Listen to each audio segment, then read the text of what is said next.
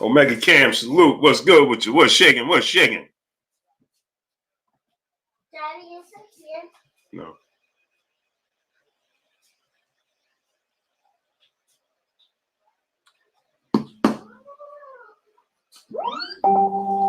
Omega Cam, salute.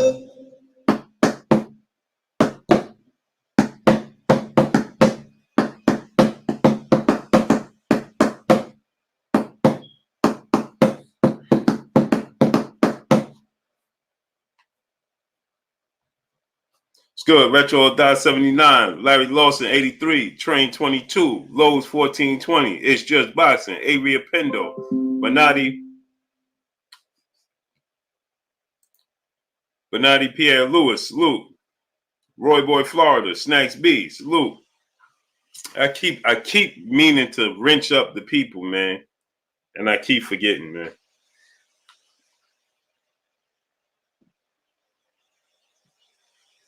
And I keep forgetting. I keep meaning to wrench y'all up, and I keep forgetting. Dead Game Boxer, salute. Fans Perspective, Snacks B, salute, salute. I'm going to shake in my peopleizations.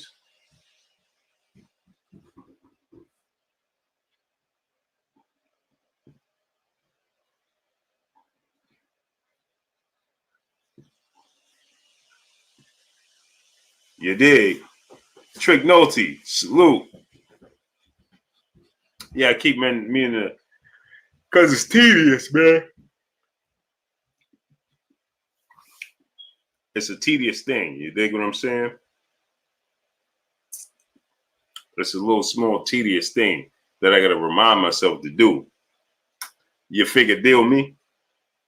We're going to take some calls today. You understand me?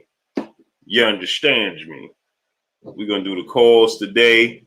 The Queen Miss Boxer will not be on with us today as she has to work. She's stuck at work doing her 9 to 5 thing. We'll have my brother Kurt Anderson, and I'm trying to have on a special guest. Talk to the boxer.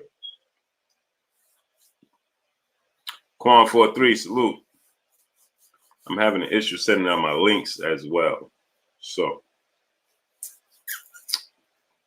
but it's all good, man. It's all good, my peopleizations. What's shaking, though? What's shaking with y'all for this beautiful day, man? Beautiful day today. What's goody?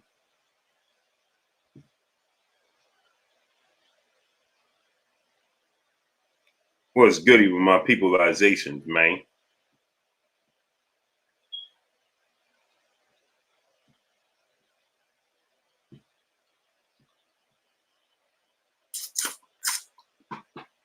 Dukes, Luke.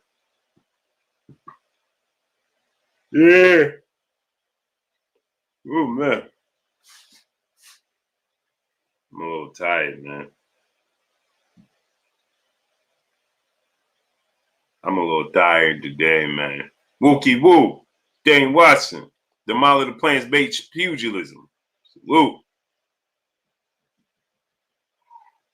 Hey, Chris, you can see who's at the door? Yeah.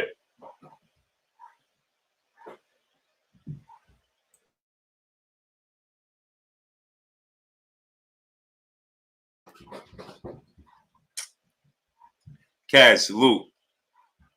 What's shaking? What was it? Oh, just check and make sure, see what it is.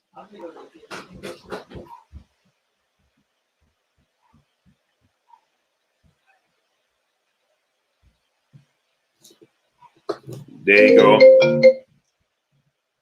There you go. What's good with you, Kurt?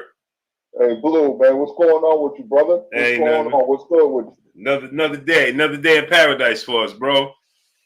Yes, sir. Yes, sir. You know what I'm saying? I was gonna ask you something personal. I asked you that behind the scenes. Okay. Because I need the other Remember, I got the Cash App, but I need the other one. Right. Okay.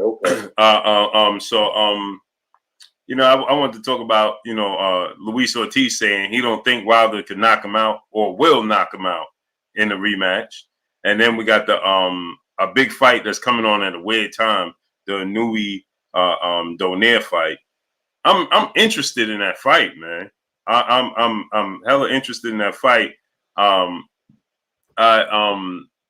think it's gonna be a tougher fight for Inoue more than what people think. What you think, Kurt? Yeah, this is a stern test for Inoue because Donaire is dangerous. He's bigger. He's seasoned, and boxing experience means a lot. Plus, you gotta remember, Donaire has one of the best left hooks in boxing still to this very day. I remember when he knocked out Victor Archanian and a lot of people. He has a beautiful counter left hook, sort of like Calvin Smith does right now. It comes fast and it's powerful. And I don't know how good Inoue really is. He's knocking out everybody. So he will be facing a stern test on Thursday. This is one of the biggest fights in Asian boxing history. You know, for what I'm hearing, man, it's a madhouse over there. They're a highly anticipated fight. If Inoue go through Donaire, then I'll be more convinced. You know, I would like to see him fight in the States more. It's a dangerous fight for the monster, man. So I think he'll win, but there's a lot of mystery surrounding this fight. I just don't know how good he is. You know, what happens if Inoue power doesn't show up, even though he has freakish power. You know, there's another fight that has a lot of intrigue. I'm looking forward to it. I think it starts out time at 5 in the morning. Blue Blood Live TV. Go to Blue Blood Live TV, man. Is that right? Out. Check us out right now on Blue Blood Live TV. We live. What you said? What you said, Kurt? I couldn't hear you. Oh, okay. I think that fight started at 5 in the morning, our time. Right? Yeah. That's what I'm saying. Like, oh man, I'm going to get up. I gotta see that fight. And what channel does it come on? The Zone. Oh, it's on The Zone. Okay. Yes, yeah, because I got a notification, so it comes on The Zone at 5. I'm gonna have to get up and watch the fight. You know, I'm intrigued about this fight. This fight has juice to it. Right. You know, I really want to know what Inoue's going to do because he hasn't. Everything is power. We all know in boxing, like when your power doesn't work or you can't land that punch, do you have a plan B? And most power punchers don't. They get frustrated. And Donaire, with his experience, he will be dangerous with his experience alone. So I want to see how Inoue overcomes that. I'm so interested to see how Inoue deal with adversity. You know what I mean? Because Donaire ain't there to lay down. He ain't there to lay down, man. And that dude still got power. What they say, Kurt, the last thing to go is your power, right? And that dude, his power is still there, man. His power ain't go nowhere. So, you know, I definitely think like this is gonna be a stern test. Oh, my son is in the building. Jonathan Arsenegas. What's going on with you, baby boy? That's my son right there, man. Love you, kid.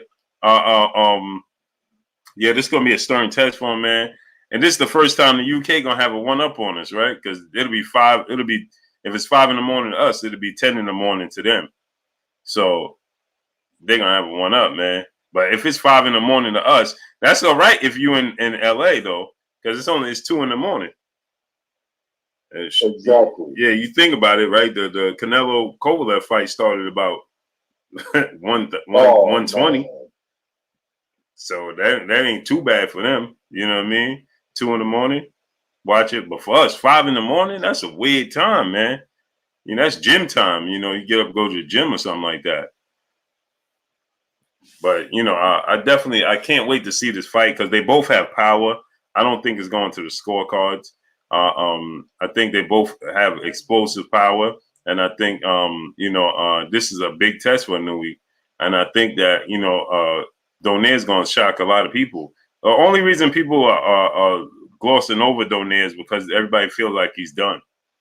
You know, they feel like he's over the hill. They think that he don't have no more. But I just want to inform you guys that the last thing to go is your power, and Donaire has legit power. He has legit power, and Inoue gets hit. We've seen him get hit. If he get hit with that left hook from Donaire, woo! And Donaire's a bigger guy too, Kurt. Yeah, I saw the size difference. He's a much bigger guy. Like I said, man, I want to see what Inoue do. You know, I don't think his defense is all that great. And see, in boxing, when you keep knocking people out and get the knockout, I'm not saying that. What I'm saying is that when you keep knocking people out, you become a different fighter. You rely on your power a little bit too much. Mm-hmm. That was Phillips Trinidad fault. That was Mike Tyson fault. You know, that was Sonny Liston fault, George Foreman, on and on and on. They relied on their power. So when they fought somebody who can counter that, you know, they ran into trouble because fighters like that never have a plan B, you know, and they get flustered and frustrated and bewildered, and you can take advantage of that. I'm glad you said that because that's a test. That's why I say it's a testament to Deontay Wilder, because we've seen him have fights where his power didn't play a major part, yet he still was successful. You know, and it was against Deverne in the first fight, and the first fight with Tyson Fury, obviously.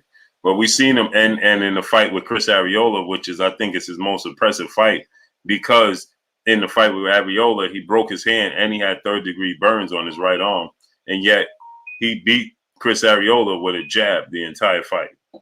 And Arreola knew he couldn't use his right hand, which everybody feels like it's his biggest weapon, but it was nullified. You know, so it's like, and I look at it like this with Chris Arreola. When you do something great and you're in a fight with somebody and they take that great thing away from you, how you respond. Arreola didn't take it away from him, but it was taken away from him, you know, due to other circumstances, due to the fact that he had a broken hand and third-degree burns on that arm. So he was nullified, yet he found a way to win the fight. You know what I mean, Kurt? Absolutely. Well, Deontay Wilder is not easy to fight, man. He's really not, man. You know, when he's finished and go down, you know, history, he's not the most sound technical fighter, but I don't think you get enough credit for the other things, you know, he has in his repertoire. You know, he's a very patient fighter, and you can see that against Artur Spilka, because Spilka was like real awkward, man. So he had to wait, and he countered him beautifully. He landed a beautiful, you know, right hand, you know. So, you know, other punches in the heavyweight division, you know, they were ponderous and they had just raw power, and you can counter that. You know, Ali did Foreman.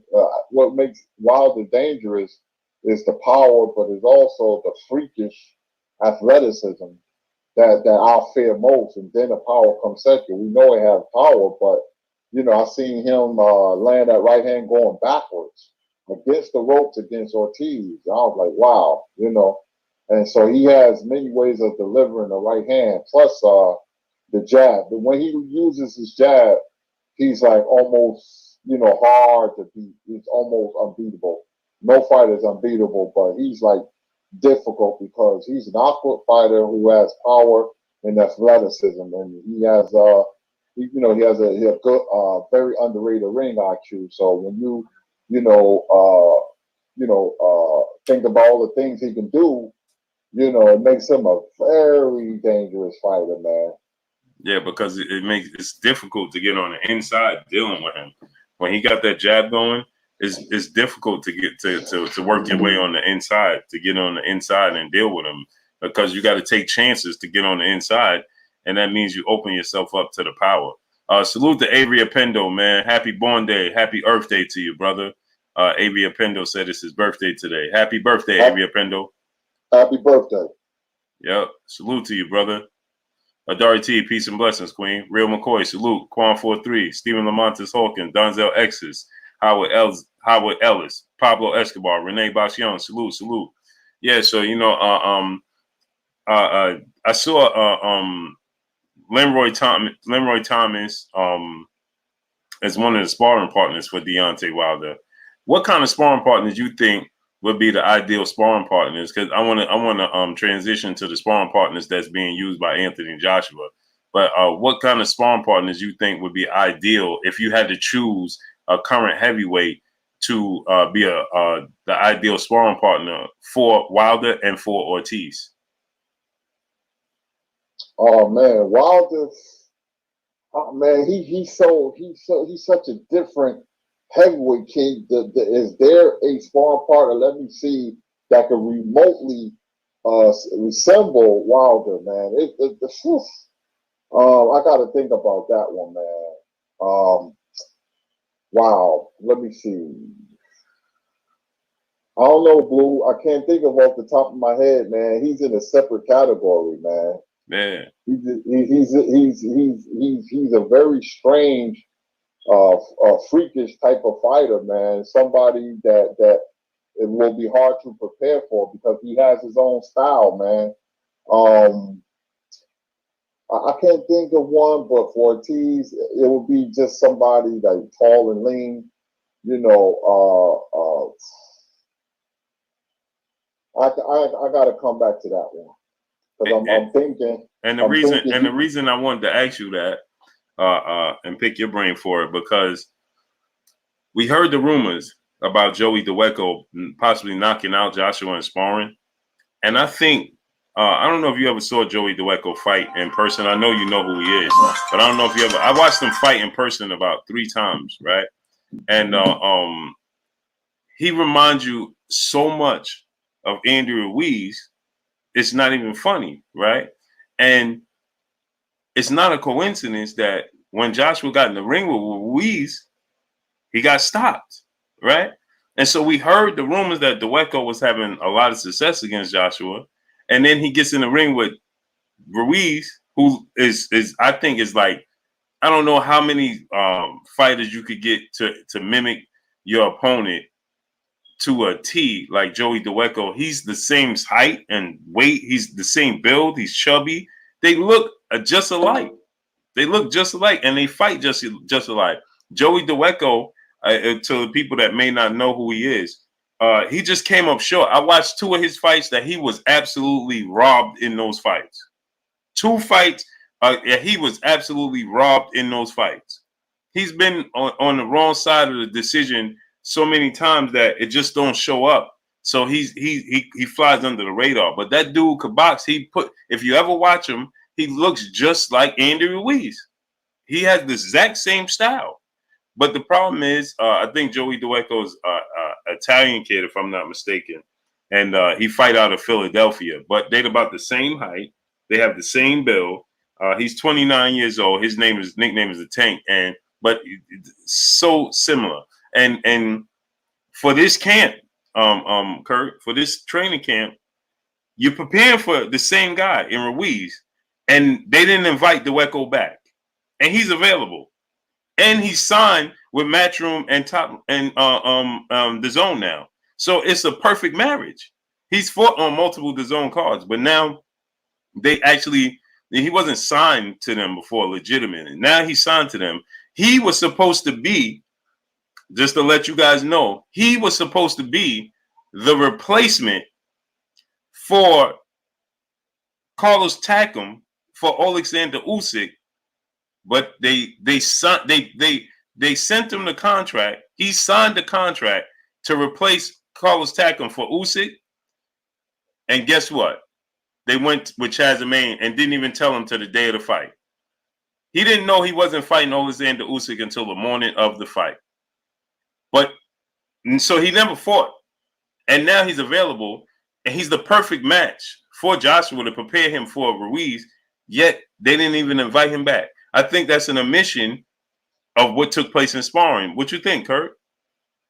Well, first of all, I like Joey Daweko. You know, that's a good comparison. I forgot about him. I think he is from Philly, one of those tough Italians from Philly. You know, we have him in New York too. But, you know, he should have been invited to the Joshua camp. I don't know. Maybe they feared something, man. You know. Remember, he was he was in the first fight, and he was the one that they said knocked him out in sparring. And, right. but still in all, You go in the fight, you lose. He's the perfect person to practice against to get prepared. You're going back, regardless of what takes place in sparring. You're going back in there with Ruiz, so you might as well put the same type of fighter in there to get as much experience with that type of style as possible. Am I wrong, Kurt? No, you're right on the money. When you are sparring, you try to get the best guy that you're fighting. You try to get the best guy that's closest to your opponent in your upcoming fight. And Joey Daweko is the same prototype as Andy Ruiz. They remind me of brothers. That's they really do. So I think that's a mistake. Maybe is Joshua's pride. Maybe people in the training camp said, "Nah, he was making Anthony look bad. It's very uncomfortable for us, and he won't be invited back," because there's been sparring partners that hasn't been invited back. That's the history in boxing, because they gave the guy too much work. So that always happened. Oliver McCall and Greg Page used to get Mike Tyson fits in sparring. So I think it's a mistake by the Joshua camp. Yeah, it's like if you're not gonna mentally prepare him, if Joey Daweko is giving him trouble, then you need to let him get in there with Joey Daweko as much as possible and give him as much trouble and problems with him, so that way it is no surprises when he get in there with Ruiz again. It's like fool's gold, right? Don't tell me that the sky is purple and I can see that it's blue just to build up my confidence. No, tell me that what it is. So if I'm having trouble with Joey Daweko, that means 9 times out of 10 it's the style. So that means 9 times out of 10 they setting him up to lose again. Or I don't know if it's his choice. I don't know what it is. But if Joey Daweko gave him problems and he is so very eerie similar to Andy Ruiz, then you're going to lose to Ruiz again. If you don't want to spar Joey Daweko because he's giving you problems, then you are going to lose to Andy Ruiz. Am I right, Kurt?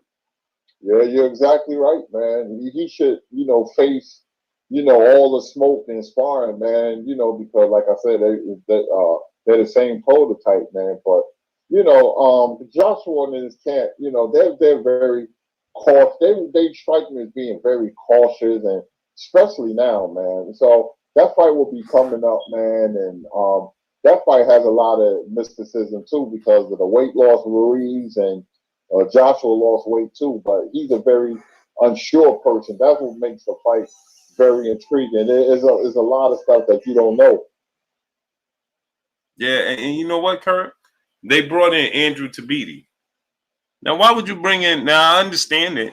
Andrew Tabiti is a short, he's a cruiserweight. He's quick. He has a lot of power, and he's good counter puncher. But he was knocked out in his last fight, and he doesn't put me in the mindset of Andy Ruiz at all whatsoever.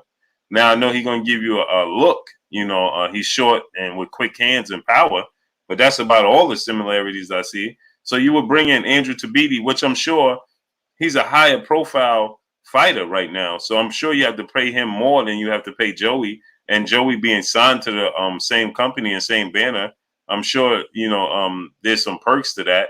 And Tabiti is a Mayweather fighter. Maybe he's coming off a loss, so they don't have to pay him as much. But I just don't understand that. Why wouldn't you bring in Joey?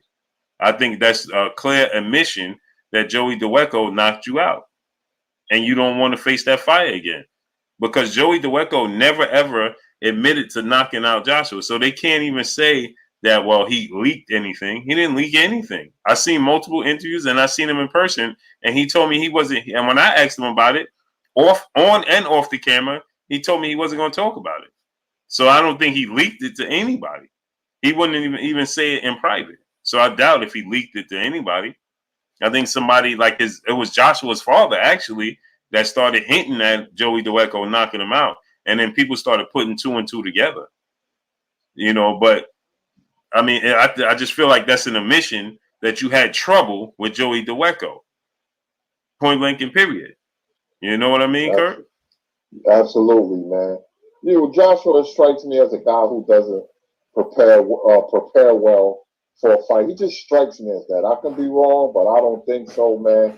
And we're going to see, because they're going to I just think that if it goes the distance, they're going to try to rob Ruiz, man. But it's things about Ruiz that I question too. You know, the weight loss, but that's a different story for a different day. The fight is fastly approaching, but you know, with the sparring, you try to bring in the best sparring as possible, so it prepares you for a big fight. And you bring in a sparring partner who's going to emulate your opponent, and that's what Joshua didn't do. You know, it makes a big difference, man. Mentally, it makes a big difference. But you bring in Tabiti, okay, you know, he's quick. He's a lighter guy. Okay, I see that. He's coming off a log, but you know, this Joshua team just doesn't strike me as people in a whole camp that can prepare correctly for a big fight. So we'll see December 7th. Yeah, man. It's just, and then for him to come out and now he's saying that, you know, it really doesn't matter if he loses this fight or not, or wins. It's not going to derail his career. That's a bad mindset.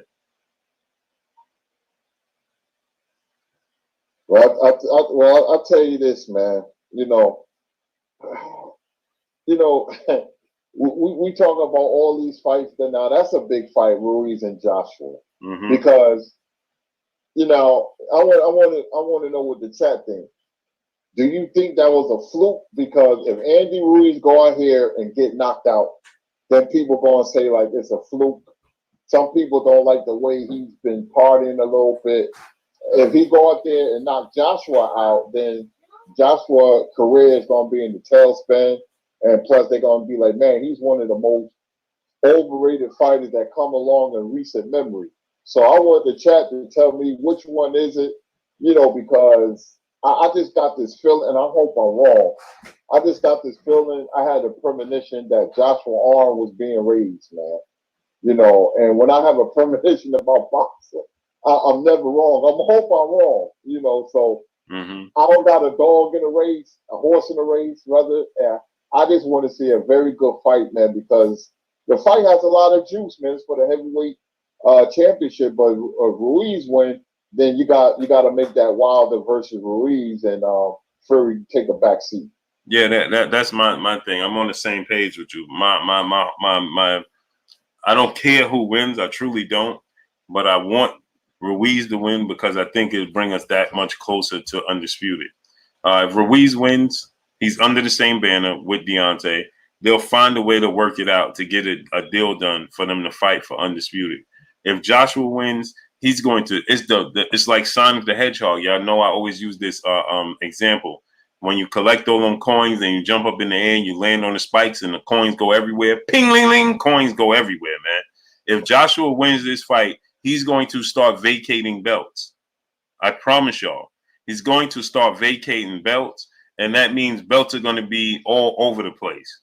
So now you're going to be talking about, now Wilder's going to be having to fight two more fights to get Undisputed and all of that. Now you're talking about more and more roadblocks. I don't care if Wilder got Undisputed, fights Ruiz for Undisputed, and we see Undisputed, he's the heavyweight Undisputed champion. And then it comes a time now he got to defend it, or he's being pulled in two different directions because both sanction bodies want him to fight this mandatory, that mandatory, then he ends up vacating. And listen, if it comes to that, it comes to that. But I much rather, and I much think it'd be better for the sport if Andy Ruiz won and he went ahead. That's two big wins for Ruiz. So you imagine if Wilder defeats defeats Ortiz for a second time, and Ruiz defeats Joshua for a second time, and they come together for Undisputed, that's the biggest fight in boxing. That's the biggest fight in the sport of boxing, bar none, hands down. It's bigger than Spence and Crawford. It's bigger than Tank and Haney. It's bigger than Haney versus Lomachenko or Tank versus Lomachenko. That is for heavyweight Undisputed. There's nothing like that in the world for Undisputed in the heavyweight champions alone. But for Undisputed with these two dudes, man, Kurt, am I wrong? No, man. It's that's the highest profile division in boxing because of its glorified history, and that's the most coveted prize in all the sports. You know, you put Wilder and Ruiz at Texas Stadium, man. and stuff, and watch it sell out. It will be a big fight. Black, I hate to say it, but black versus Mexican, Texas, and Wilder's popularity. Ruiz will be in the high. Oh man, it gets no better than that. That's what I'm saying, man. Benjamin Franklin said, "I can't see that be the biggest fight." Man, listen, if you don't understand Benjamin Franklin, if you don't think that Wilder versus Ruiz for undisputed is ain't the biggest fight in the world, then you don't know the history of the sport of boxing, bro. Then you don't understand the history of the sport of boxing. There ain't nothing bigger than heavyweight undisputed, especially if Ruiz knocks out Joshua again, and Wilder knocks out Ortiz. You talking about their last two fights are especially if it's in dramatic fashion. Their last two fights will be highlight knockout reels. Then they going against each other for undisputed. Man, listen, ain't nothing bigger than that. Ain't nothing bigger than that.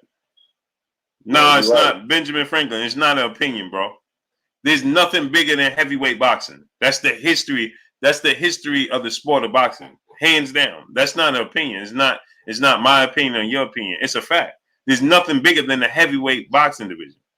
The heavyweight world champion. There's nothing bigger than that. No, there's no star on earth that's bigger than the heavyweight world champion, bro, in the history of the sport of boxing. It's not an opinion. That's a fact. Am I wrong, Kurt? No, regardless of what the numbers say, when you look at fights like Joe Louis, Max Mellon, because of the political ramifications, and Muhammad Ali and Joe Frazier, man, regardless of what the numbers say, if Ali and Frazier was to fight Saturday night, they pay-per-view numbers, they will do 10 to 15 million pay-per-view buys. Easy. That fight was so big in 1971, March 8th. I mean, Frank Sinatra was the ring photographer. Everybody was there, man. It was the hottest fight ever in boxing history, man. Regardless of what the numbers say, because Mayweather and Pacquiao fought when they fought, but like I said, if you had an Ali and Frazier, it would do tremendous numbers. And so would Wilder. Tyson Holyfield is another one. Tyson, Lennox Lewis. So, so Wilder and Ruiz, you put that fight, it'd probably be in Vegas, but I will put it in Cowboy Stadium, Texas Stadium, whatever, Jerry World, whatever you want to call it, and it will sell out. Hey, he said that Floyd Mayweather, bro, you my guy, but listen, you must be young. The biggest star in the sport of boxing history goes by the name of Muhammad Ali, and Floyd Mayweather is a superstar. So Floyd Mayweather changed the game for little guys in the sport of boxing. Yes, he did. He's the most successful boxer as far as wealth and business and money, and pay-per-views. Yes, he is. But listen, when you mention Mike Tyson anywhere in the world, you mention Muhammad Ali anywhere in the world, listen, there's parts of the world where they don't know who Floyd Mayweather is. It ain't too many parts of the world that they don't know who Muhammad Ali and Mike Tyson is. Hands down. Am I wrong, Kurt? No, let me tell you something. The difference between, Mike Tyson and Ali and Sugar Ray Leonard, who was a mega star, bigger star than Floyd Mayweather, because Leonard had commercials that were shown from morning to night, 7-Up commercials, which was a popular drink in the 80s, and he was on Bob Hope special. Now, you youngins out there, Bob Hope was a movie star, bigger than life. He had a Bob Hope special when they had the military and everything, and Sugar Ray Leonard, used to, be on the show. Leonard was everywhere. Biggest star. Floyd became a star late, in the middle of his career. But Ali and Leonard, they were superstars out the chute. Leonard got $40,000 for his first professional fight, and this is in 1977. 1977, $40,000 for your first professional fight is huge. Mike Tyson, you had to, the pizza shops where I used to live at used to sell out of pizzas because of Mike Tyson fight.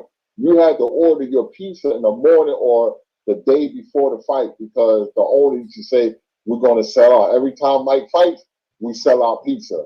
That's how big they were. So I know Floyd came along at the right time, you know, and he got the most money. You know, that's just like like I said, if Ali was here today in his prime, you ain't see nothing. Floyd wouldn't even exist. Ali was once the most recognizable face on the planet. This guy had his own cartoon. He had a advertising rope spray, Decon. He got his own action figure in Toys R Us. That's how big Muhammad Ali was. And y'all talking about Canelo Alvarez, the face of boxing? No, he's not. I'm going to debunk that notion right now for you. And somebody said, I saw El Jefe said Ali was never on pay-per-view. Do you know the time? We talking about the time differences? This is what I'm saying. You must be young. And to say Canelo Alvarez, the face of boxing, Canelo Alvarez didn't even want to compete with the UFC, and they had two guys that had double-digit losses as the main event, and Canelo Alvarez didn't want to compete with that. So that goes to show you. You think if Deontay Wilder was fighting in the UFC, let me tell y'all something, because I know people are going to say this. Deontay Wilder is the face of boxing, and I'm going to tell you why. Okay? Deontay Wilder fought when Sergey Kovalev was fighting at Madison Square Garden the same night at Madison Square Garden, at the same time he fought Luis Ortiz. Okay? Sergey Kovalev fought at Madison Square Garden, right? With Dmitry Bivol on the undercard, and there's a huge Russian following in the sport of boxing in New York. And on top of that, there was a UFC card the same night, and Duke and North Carolina played the same night. And guess what? He still did major numbers, millions of views.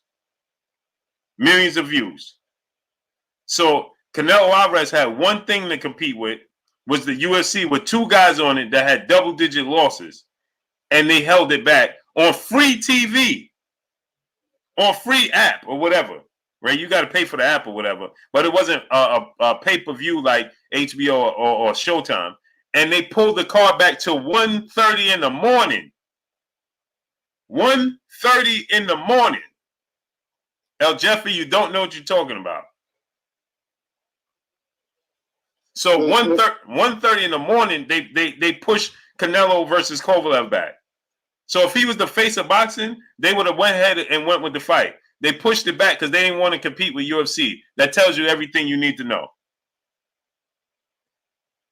Canelo Alvarez was gifted his position, El Jefe, so you don't know what you're talking about. He was put in that position by Floyd Mayweather. So, of course, he would do big pay-per-view numbers with Gennady Golovkin, another superstar, right? Okay, so he did that with Gennady Golovkin, another superstar, after he was gifted and fought on the co-main event with Floyd Mayweather on Floyd Mayweather's biggest cards. And Floyd Mayweather relayed and handed him the baton to that position. He didn't earn his way to that position. He was gifted to that position. Point blank and period. And I want to say something. I want to tell everybody this. I'm going to break this down. The difference between Canelo Alvarez and Deontay Wilder. Canelo Alvarez is a crossover Mexican boxing star. Deontay Wilder is a American star. Once you have the American star in boxing, he is the face of boxing. Meaning Canelo he's regionalized because he's not that big in New York or Detroit. He's big in Las Vegas, Los Angeles, and Texas, and Mexico, of course. He's very popular, man. He's very popular, but he's a Mexican star. Deontay Wilder is an American star, and once you have the American star, you have the star in all of boxing. That's the difference. Right. And on top of that, Deontay Wilder was never the co-main event for 3 of Floyd Mayweather's pay-per-view cards. He never was gifted that position, and he never fought Floyd Mayweather. Canelo Alvarez was the co-main event for Floyd Mayweather undercard for multiple times, and then he fought Floyd Mayweather, lost, and they act like he didn't even lose to him because they batoned him. It was a relay match, relay run. He handed him the baton directly. That's why Canelo Alvarez is in the position he is in. Point blank and period. And Mexico always support their fighters. Always. So they always gonna be back. So he put himself. Deontay Wilder is doing this on his own merit from the mud. If Deontay Wilder was on the undercard of Muhammad Ali for 3 straight undercards as the co-main event, and then he fought Muhammad Ali and lost drastically, and then Muhammad Ali started to I want to say quote unquote fizzle out, because Mayweather didn't fizzle out, but he started talking retirement and things of that nature. Then Mayweather started seeing the door to exit. Canelo Alvarez didn't earn his way. Sorry, brother. Sorry, he didn't earn his way. Who did he fight before he fought Floyd Mayweather? What pay-per-view numbers did he do before Floyd Mayweather? Now, put the numbers in the chat. The pay-per-view numbers Canelo Alvarez did before he fought Floyd Mayweather. And we're going to wait for that. Now, tell us what numbers he did before he fought Floyd Mayweather. No, he didn't come from the mud. He had Oscar De La Hoya and them pluck him from the litter, and they built him up. And guess what? Floyd Mayweather was also at Golden Boy when they started building up Canelo Alvarez. Know your history. Yeah, I know you're a fan of Canelo Alvarez, but don't come in and try to act like he built himself from the mud. No, he didn't. Salute to Gregory White in the super chat. Blue, give me my wrench on this channel as well, and you wouldn't have to argue with low information troll. Yeah, Gregory White, man. Salute to you in the super chat, bro. I did. Now look what he's saying, right, Kurt? He says Canelo versus Trout did 2 million views. That wasn't on pay-per-view. Sorry, brother. That wasn't on pay-per-view. And guess what? After it wasn't on pay-per-view, right? So now you want to talk about non-pay-per-view numbers on Showtime, right? Now look at Deontay Wilder, Luis Ortiz numbers on Showtime. Now go do your research on that and come tell me what he did on Showtime. I don't know why you had to do it to yourself. Don't do it to yourself, brother. Just be a fan of Canelo. Canelo's getting paid $360 million. They would do everything in their power to make sure he do not lose or mess up the church's money. Exactly. And guess what? The Zone paid Gennady Golovkin a hefty. The Zone overpays everybody. So I'm not impressed with the money that they giving Canelo Alvarez at this point in time, because they overpaying everybody that goes over there. So you know what I mean, Kurt? Everybody that go to the Zone gets overpaid now. Yep, sure do. So they didn't pay him for star power. They paid him to get the trilogy with Triple G fight. That's why they forcing that fight upon us. No, he didn't do 1 million. Go do your homework. Sorry. Go do your homework and come back again. Go do your homework and come back again. Canelo gets the biggest checks. Don't matter. Don't matter. That don't matter. Gennady Golovkin gets bigger checks than everybody, so that makes him he's right behind Canelo with getting the biggest checks. So that makes him the biggest star? Nope. Sorry, you missed me with that one. Come again, brother. Go do your homework and come back.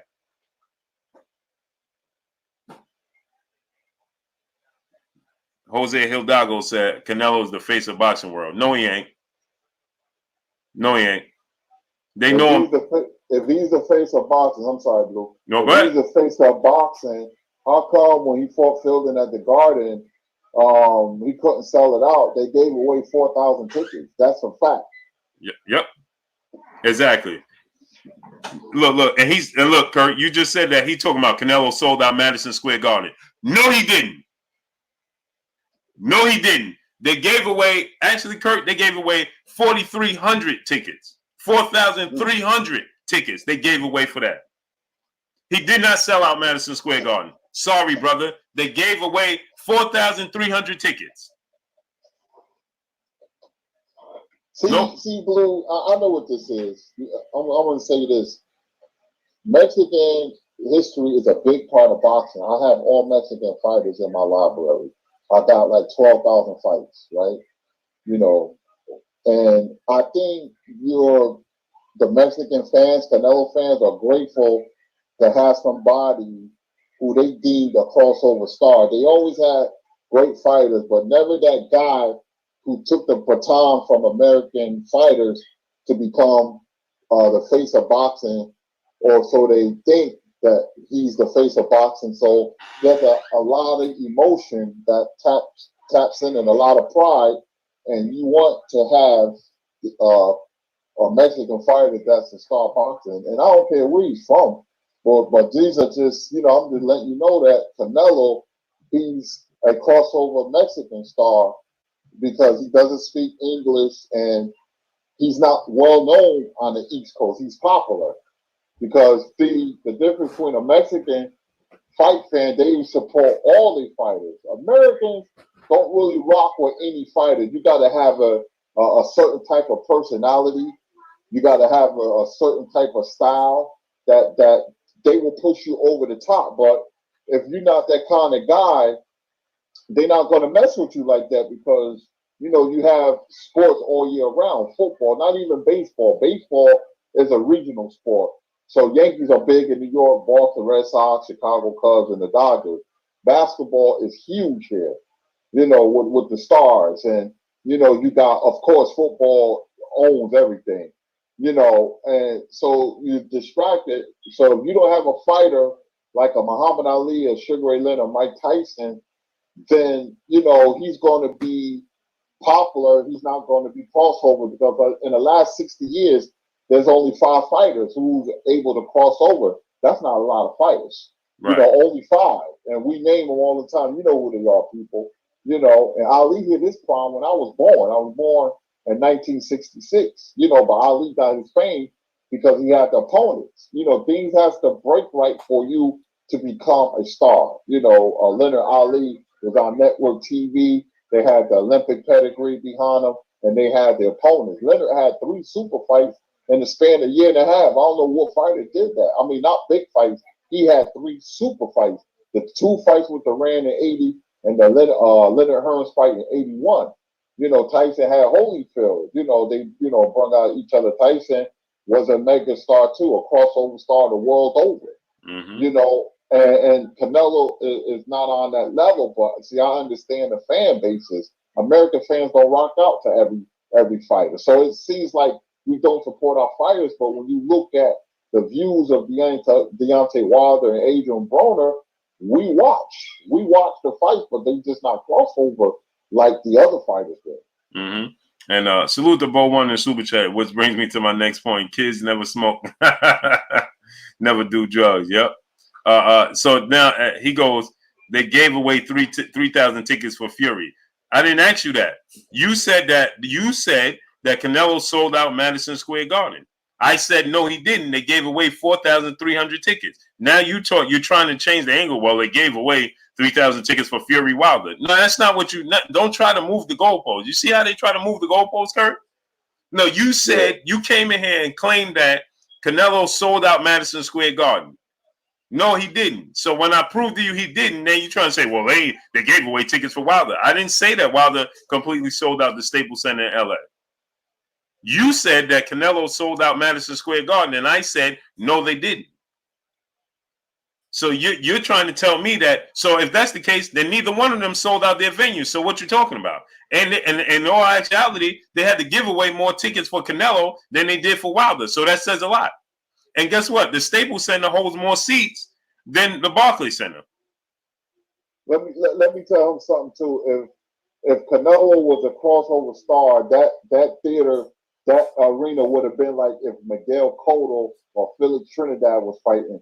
You had to be at the Garden when Trinidad Cotto was fighting. You would thought Muhammad Ali was in there.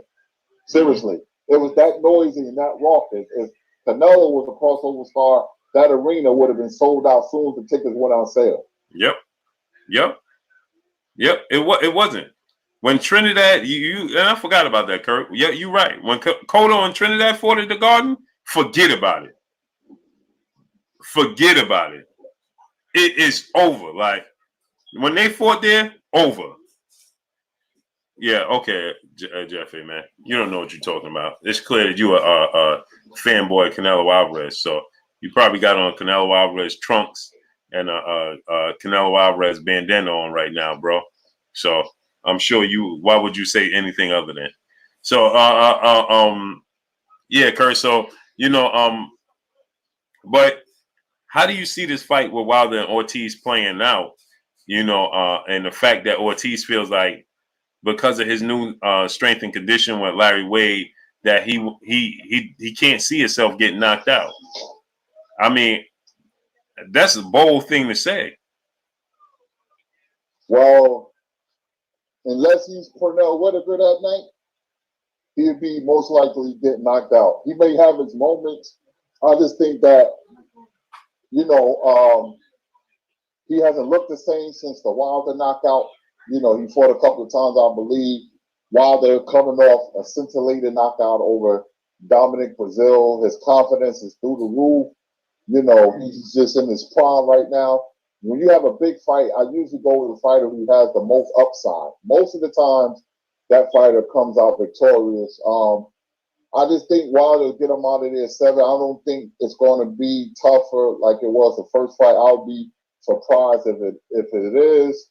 Wilder learned from his mistakes here. He even explained what happened when he got caught in the 7th round. I got too close, Paul, with the jab, and you know, I didn't, you know, my range was all wrong. You know, I was too close. You know, so Ruiz is a good fighter. You know, if they would have moved his career better along, he would have been even more effective when he knocked out Jennings. You know, I just think that Wilder, you know, in his prime right now, confidence, power, athleticism, and Ortiz, little older, even though he looks in great shape, but that has nothing to do with how the fight is going to go. I like Wilder's 7th round TKO. Yeah, I think that's funny you said that, Kurt. I said that earlier. I don't think it goes past. I'm 7th, 8th round for me. I think that Wilder's just gonna understand the distance. He's just gonna, you know, I think he's gonna hide the right hand this time. I think he's gonna be more accurate. You know, I just think that I think that regardless of how Ortiz looks, and I think that Ortiz is gonna give him, you know, some fits in the very beginning. But as soon as Wilder breaks a sweat and gets comfortable, you know, and gets his distance down, I think he's gonna close the show. I think that he's gonna hit Ortiz with something that Ortiz don't see coming this time around. And I think that Ortiz won't recover. Salute to Muhammad, this the one in the super chat. He said on Canelo's draws, LOL. Salute. He said he has on Canelo. Salute to my brother Muhammad, this the one. And Jeff, yeah, for sure. Jeff, we agree to disagree, bro. It's all good. You know what I'm saying? But go ahead, Kurt. I have to say this. Sorry for you. No. I like Canelo. You know why I like Canelo? Because he brings excitement to boxing. He really does, man. But he doesn't need no help. I think that's why people kind of be, you know, F Canelo this and F Canelo that, because they see him getting help. Not like, you know, everything being stacked against his opponents. He doesn't need that because he's a terrific. Canelo is a terrific fighter, man. He really is, man. I love Canelo's left hook. He act like he's gonna throw the jab and they come around the guard, boom. I love that. I love it. I love any fighter that brings excitement. Manny Pacquiao, Canelo Alvarez. I like I like Lomachenko, you know, but they just give him too much credit. And I just don't like how they compare these fighters to the greats, you know, Hagler and Golovkin, and they try to promote Mayweather and Lomachenko and you know, Henry Armstrong, the Canelo, his accomplishment, and Canelo accomplished a lot, man. But you know, I just wish they wouldn't overdo it. Yeah, you know, you know what happens, Kurt, is when the problem comes in is that people take it when you critique a fighter or something that's going on, they take it as you don't like the fighter. You know what I'm saying? And so it gets overblown. You understand? I never said I didn't like Canelo Alvarez. Never said I didn't like his style, like you said. You know, I love Canelo Alvarez. I always say is he's weird, right? Because from the waist down, you know, he's Mexican, but from the waist up, he has like a African American style. You know what I mean? And so, you know, what happens is he's very awkward. I think that he catches a lot of people off guard. He was even catching Kovalev off guard with his counter punching ability and how quick he was. Salute to my brother CB Sports TV, Carl Burrell. Go subscribe to his channel. But I think that he just catches a lot of people off guard with his style. You know what I mean? And so I think that, you know, when you critique him or you having you talking about what he do and don't do in and out the ring, then people, that's because you don't like him. Because listen, no, we fans of the sport of boxing, but we here to talk about boxing as well. So we got to be honest. You know what I mean? We got to call it like we see it, and that's the problem. Because you just a fan of them in the background. So what happens is, you know, no, like I'm a 49ers and a Yankee fan, and a Bulls fan, and Curry's a Steeler fan. We don't like the fact that you're critiquing the Niners or the Steelers. You know what I'm saying? But we got to be honest. Listen, if you got exposed with this, you got exposed. You know what I'm saying? So you know, with the Niners, you know, they can say, listen, y'all got exposed by us versus the Cardinals. Imagine me sitting here and being like, no, we didn't. This just happened. That just happened. And just making up excuses. That sounds ridiculous. Yeah, I can say, yeah, I hope we started showing kinks in the armor, and I hope we correct it next week against the Seahawks. You know what I'm saying, Kurt? Absolutely, man. You know, man. You know, listen, I was a big. I'm gonna tell you real quick, because you know, have nothing to do with boxing. How the media can coerce you the wrong way.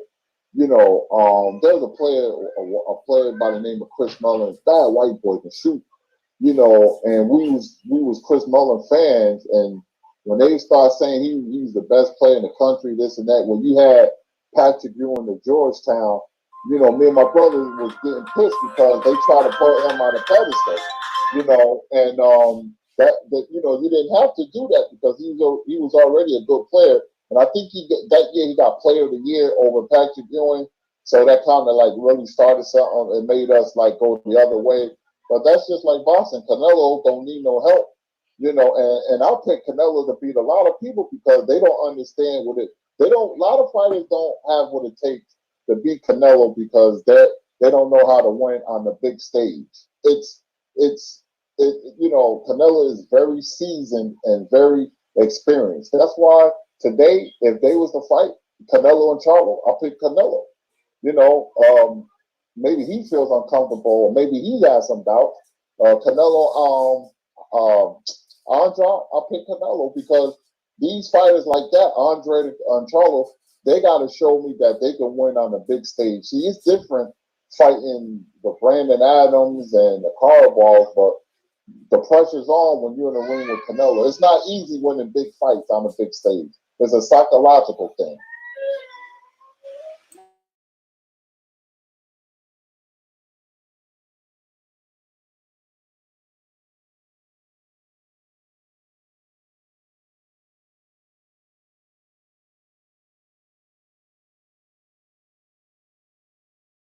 That's called experience. That's called being seasoned. And you may see fighters uptight, you know, their body language, they be tight. It look like a deer in headlight. If you go back and look at the first Golovkin and come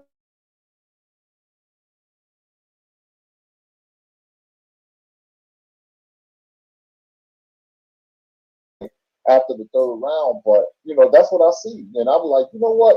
These guys don't have what it takes mentally to compete with Canelo, you know, and stuff. So he's gonna win a lot of those fights off that alone, off his experience. Yeah, exactly. And you know, it's just like I see a brother said that he said Oscar boxing fan 5'9". He said Errol Spence is far more popular than Deontay Wilder. Yeah. I mean, I'm sorry, Kurt.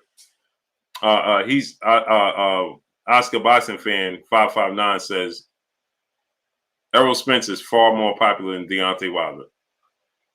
Brother, that's not true. It couldn't have been no more further thing from the truth. And let me tell you guys something. I've been places with Errol Spence, and I've been places with Deontay Wilder. Deontay Wilder can't walk down the streets and get unnoticed. This is a fact.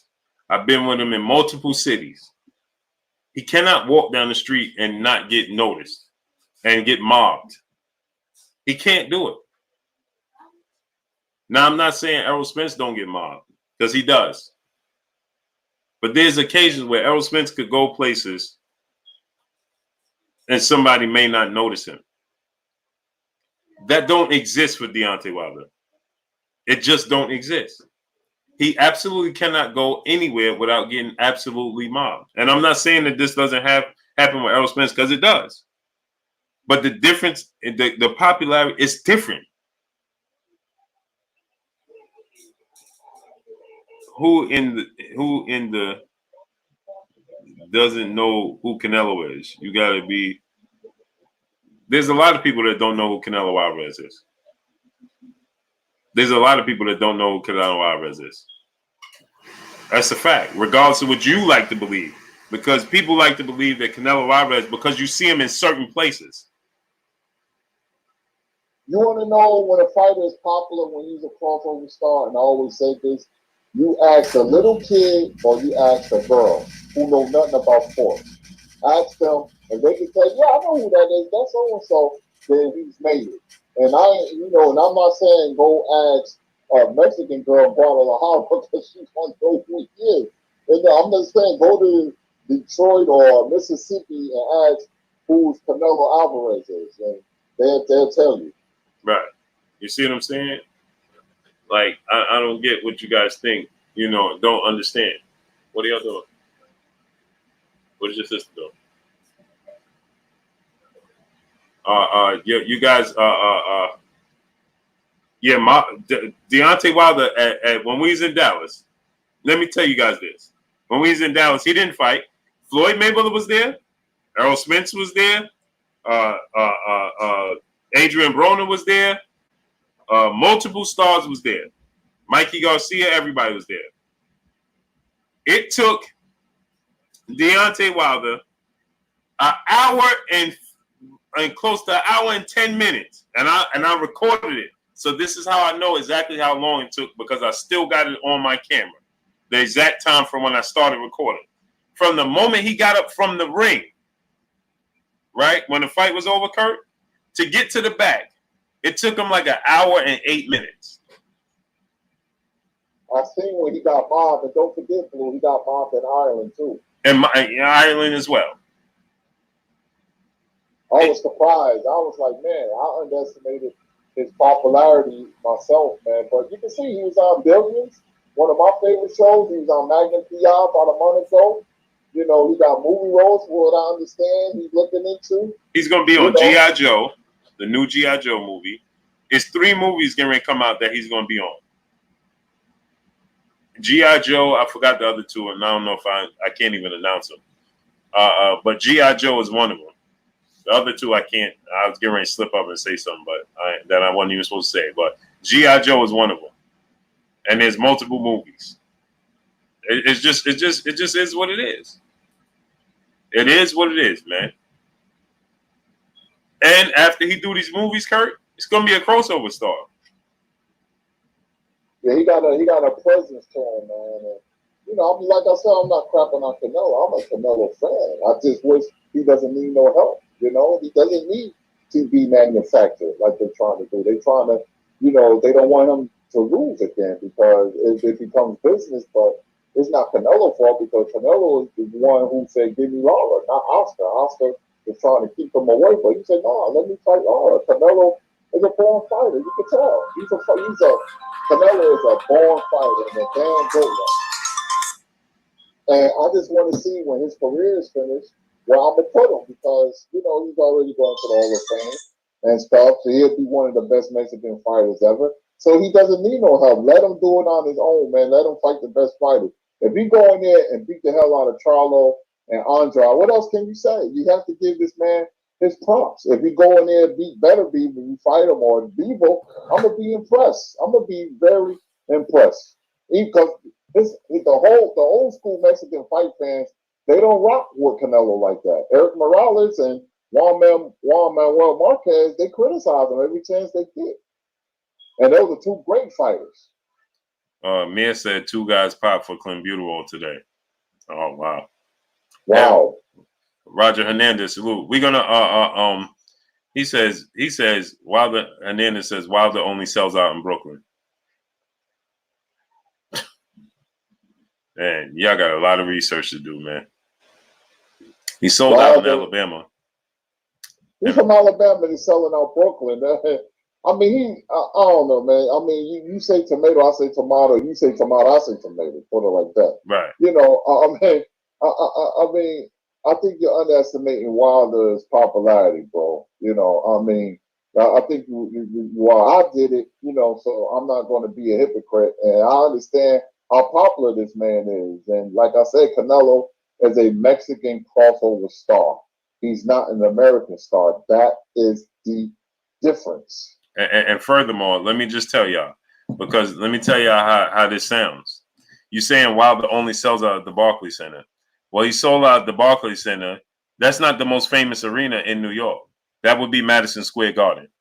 So that's very difficult to do when you always have events going on in Madison Square Garden, and especially when you have other boxing events going on in Madison Square Garden and other events going on alone in the States.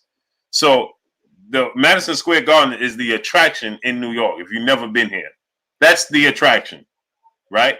It's in Times Square. It's nonstop traffic. Okay, Barclays Center traffic dies down at a certain time. So to sell out the Barclays Center when Madison Square Garden is airing another boxing event, that's very difficult to do. So for you guys saying that, it's very difficult to do in New York, period. Unless you at the Garden. When you at the Barclays Center trying to sell out boxing, boxing ain't the hottest ticket in New York. Contrary to popular belief. It's just not. It's a lot of people go to boxing events when it's at Madison Square Garden because it's at Madison Square Garden. Am I right, Kurt? You're exactly right, man. It has so much history to it, man. You know, ask AJ, that's why he got hyperventilated, but that's another story. The feel of Madison Square Garden on fight night is unbelievable. I must have been there a million times, it seems like, and I used to be so excited, man. It's just the aura of the building, like, you know, the old Boston Garden or the old Yankee Stadium or Notre Dame Stadium of today. Mm-hmm. It's different. People don't get it, man. They don't get it, man. But we're gonna start taking calls because we're in the last hour, so we're gonna start taking you guys calls. Get it in, man. Say what you want. Get your thoughts out. All of that, man. So go ahead and call in. We had about 18 missed calls, Kirk, but I wanted to get through, you know, what we was talking about before we start getting interrupted and sidetracked. You know what I mean? So damn, I forgot all about that, man. 18 minutes called. I was in such a groove, man, because I'm trying to get things straight with Canelo. I said, damn, calling show. yeah. We had 18 missed calls, Kurt. So y'all go ahead and call in, man. The lines is open, man. Y'all go ahead and make it happen. Let's make it happen, man. Yeah, Kurt, we had 18 missed calls that fast, man. That fast, bro. And wow. and that was because I had to keep, you know, shunning them down, or they would have kept coming in, man. But go ahead and make your calls in. Line is open now. Y'all go ahead and call in, man, and make it happen, man. But yeah, Kurt, man, let me ask you a question. This Gamboa, Gervonta Tank Davis fight, how you see it playing out, and what you think, you know, it's going to do for there go a caller. What's your name? Where you calling from? Hey, Blue Blood Sports Missouri TV and Curtis Anderson. It's your boy Bill Mahari here, Mahari Nation Sports Podcast, representing Minneapolis, Minnesota. What up, brothers? Mahari, what's shaking with you, my brother? What's good, Mahari? Man, feeling blessed though, bro. Turned 27 Sunday. Got to see the Milwaukee Bucks. You know, just in the Target Center last night. Y'all just putting in work though, bro. Had a great night. That's what's up, bro. Your brother Abel Mahari, happy birthday to you, brother. Thank you, appreciate it. Now, I want to discuss about the whole Madison Square Garden and Barclays Center thing, because I'm gonna tell you a little something, and this is something for the chat. In 2015, I had the honor and privilege of playing in that Madison Square Garden basketball court during NBA All-Star Weekend. It was actually for a unified Special Olympic basketball game sponsored by the NBA, and got to play with NBA legends. I'm going to tell you this though off the rip. Selling out Madison Square Garden is very, very hard to do because, as you guys know, boxing is not the main attraction in New York. is primarily, you know, football, basketball, you know, primarily, and baseball too. When the Yankees and the Mets, you know, kept going on in the season too. But you know, with Barclays Center, you know, it's really a good spot there for boxing. You know what I mean? You know, that's been some good fights there, but it can never ever duplicate, you know, what Madison Square Garden has been able to produce. You know, the first Muhammad Ali versus Joe Frazier fight. I remember the Lennox Lewis versus Evander Holyfield, their first fight when Lennox Lewis got robbed. I mean, you got great fights at the Garden. And that's what I'm saying. And you know, the Garden sells out itself because it's an attraction. So you get people that come to the Garden just to be at the Garden when history is made. They might not know about the sport of boxing. They may not know about whatever event is taking place. But people like to be at the Garden just for the sake of being at the Garden. So you know, yeah, it's difficult to sell out, you know, when you're a boxer. Especially, that's why most boxing events, for people don't even understand this, that most boxing events in the Garden is in a small theater. It's not on the floor where the Knicks play. People think that when you're watching TV, you're watching it on TV, you think that it's in the Garden. You're saying it's in the Garden. That's a room in the Garden, a theater in the Garden. It's much more. The Madison Square Garden is so built so beautiful that you can have a boxing match in the theater and the Knicks can play at the same time, and you won't know which one is going on. Yep. That's how real it is in the Garden. Agreed. So one of my favorite moments in Garden history, and I will ever remember this, that two of them. One, when Charles Smith got blocked multiple times in '93, and when Reggie Miller hit the 8-point scoring spree in '95. Yep. Great history in the Garden, bro. Great history. Hey, Blue Mahari, my non-boxing moment at the Garden when Michael Jordan, you know, took the Garden by storm. His debut at the Garden when he did that breakaway dunk, when he did that rock from left to right, and he put on a dunking exhibition, man. You know, the crowd was in an uproar. New York was in an uproar because the Daily News, Michael Jordan's greatest games was at the Garden. They showed him in a cartoon character-like state and the sports page, and he had the Garden spinning on his finger. Michael Jordan, that was his house. Yep. And people don't even know he was going to sign with the Knicks at one point. You know what, though, bro? My favorite Jordan moment in the Garden was back in '95, and his fifth game back from his comeback is when he dropped 55 points in the Garden. When he dropped the double nickel. And literally the Garden was just like, what are we seeing here? Like, this was just pure theater at its best. Because the point is that, you know, for many boxers that, you know, always fight in the Garden, you know, a lot of fans get confused because they think that most of the fights happen in the actual Garden. That's not the case because they're fighting in another room called the theater at Madison Square Garden. That's why Gennady Golovkin fought most of his fights at the theater, not in the physical Garden. Right. Well, it's in the building, but it's not on the main floor. It's not where the Knicks play. It's not where you know, it's just the angles that they give you to have you thinking, and those lights that go across in the theater, those lights that go across the ceiling, it makes you think that you're in, you know, on the floor. You're not on the floor. You're just not. You know, so people don't understand that. But Abel, let me get to the next caller, bro. Hey guys, let me tell you something. You guys have the best talk show in all YouTube, man. Let's keep it pushing though, bro. Let's keep on grinding though, bro. And I'm gonna continue to listen to y'all in the chat. Y'all know what it is. Yes, sir. Much love, Blue Blood Sports TV. Much love to Curtis Anderson, and for all the people in the chat, y'all go ahead and subscribe to my channel. We'll have basketball conversations Friday night, 9 p.m. Central Time. Yes, sir. Stay tuned. Salute to my brother. Salute. Yeah, you know, people get that twisted, Kurt. Too often, man.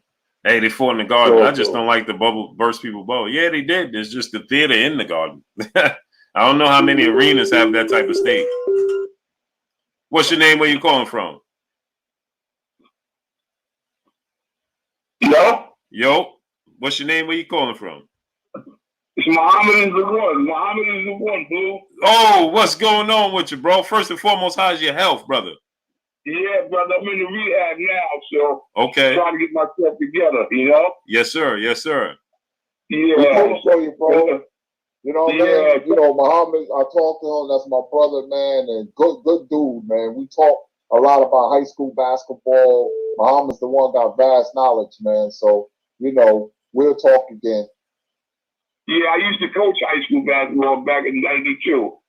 I don't know if you remember that kid, Stephen Evans, Blue. He went to Manhattan, then he went to Kentucky and won the championship. Who? And Stephen Evans. Oh, yeah. Uh-huh. Yeah, I coached him in high school. Oh, that's what's up. Yeah. But anyway, I wanted to talk about Deontay.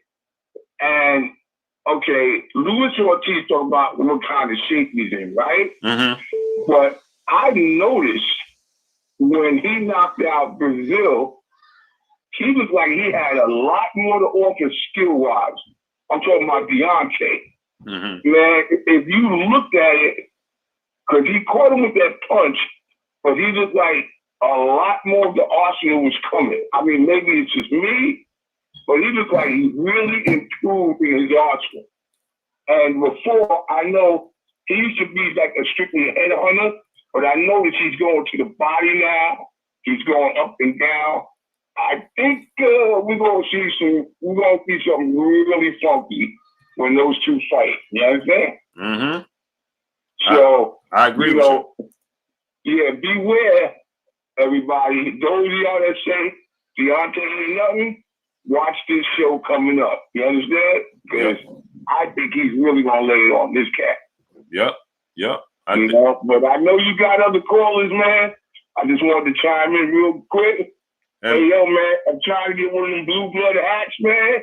Okay. And I'll hit you on Instagram, whatever. You know, and I'll put in the order. All right. Yeah. Do that, my brother. All right, and thanks for taking my call.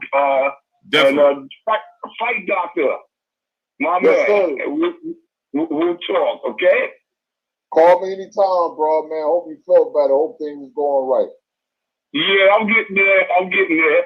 First day out, and because they had me flat on my back in the hospital for 40 days. They wouldn't let me get up. And I'm like, yo, what's going on? But that's a whole nother story. I explained it to y'all. Yeah. But, you know, it's all good, though. But anyway, anything those other calls, brother, I don't want to hog up the space. But salute to you. Keep doing what you're doing, Blue. I love it. Shout out to LBBC and the Black Media Road, baby. Yes, sir. Salute to my brother Muhammad. Is the one, man. Yes, sir. Okay, brother. All right. Peace.